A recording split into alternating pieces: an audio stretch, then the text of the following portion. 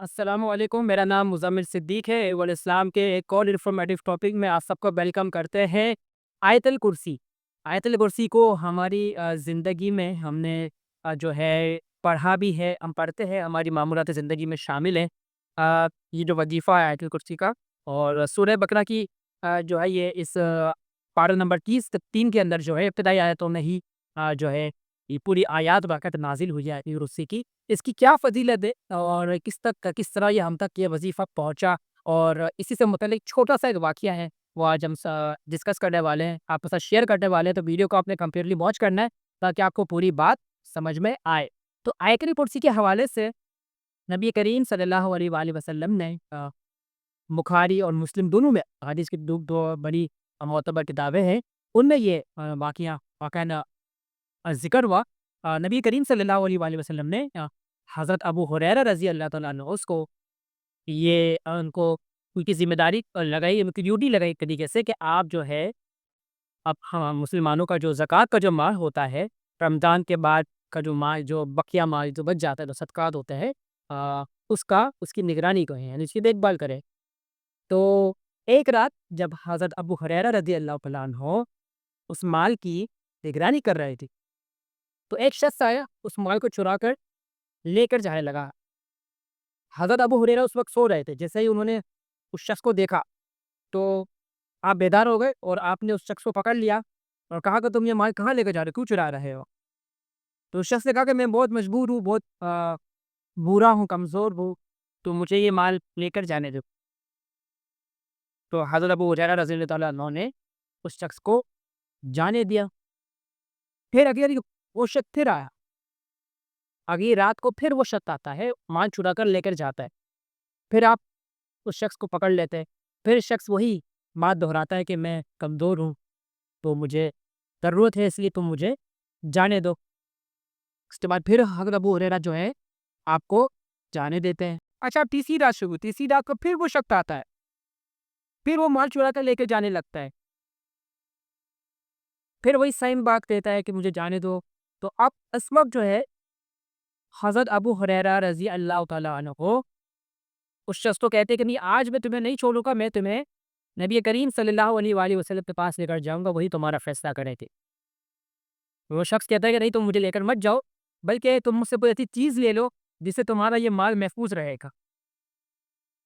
اب حضرت ابو ہریرہ جو ہے حیران ہو جاتے کہ یہ شخص جو خود میرا مال چرا رہا ہے روزانہ، اور اب مجھے خود یہی کہہ رہا ہے کہ تم مجھ سے کوئی ایسی چیز لے لو، یعنی ایک شخص چور خود ہی کہہ رہا ہے کہ تم جو ہے کوئی اپنا حسوات تک مجھ سے ہی لے لو۔ تو آپ حیران ہوتے ہیں، اور پھر آپ اس سے پوچھتے ہیں کیا کیا چیز ہے؟ تو وہ شخص جو ہے آپ کو آیت کرسی کا وظیفہ پیش کرتا ہے کہ تو یہ آیت کرسی ہے، اسے پڑھ لیا کرو کہ تمہارا جان و مال دونوں محفوظ رہیں گے، یعنی شر و فساد ہر قسم کے شیاطین سے اس کی حفاظت رہے گی۔ اور پھر وہ شخص چلا جاتا ہے۔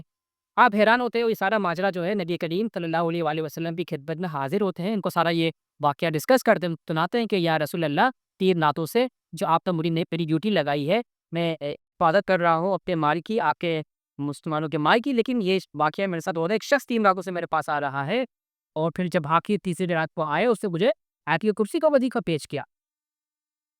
آپ بتائیں کہ سارا کیا معاملہ ہے؟ نبی کریم صلی اللہ علیہ وآلہ وسلم نے عرض کیا کہ بالکل اس نے جو تمہیں وظیفہ پیش کیا وہ حق ہے، اللہ کا قرآن ہے، اس کی آیات، لیکن کوئی شخص خود جھوٹا ہے، جو پیش کیا وہ تو سچا ہے، وہ تو ٹھیک پیش کیا آیت کرسی، لیکن وہ شخص خود جو ہے وہ بڑا جھوٹا ہے۔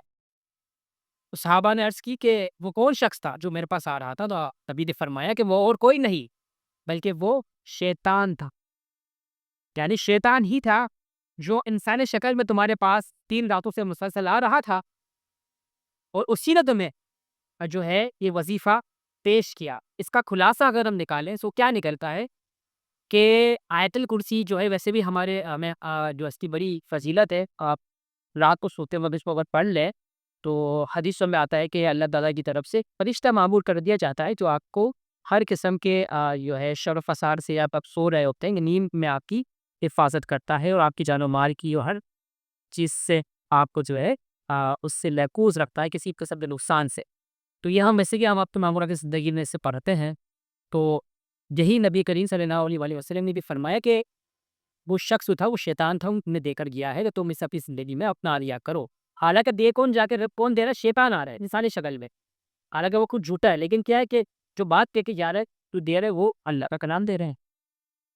یہ ایک اس سے اور بھی میسج ملتا ہے ہم لوگوں کو، وہ کیا ملتا ہے کہ آج کی دنیا میں ہم دیکھتے ہیں کہ لوگ کہتے ہیں کہ بھائی فلاں سے مشورہ نہیں کرو یا اس کی بات کو مت مانو، کیونکہ جو وہ ہے اس کی کوئی کریڈیبلٹی نہیں ہے، وہ شخص کو تو نادہ شخصیت ہے۔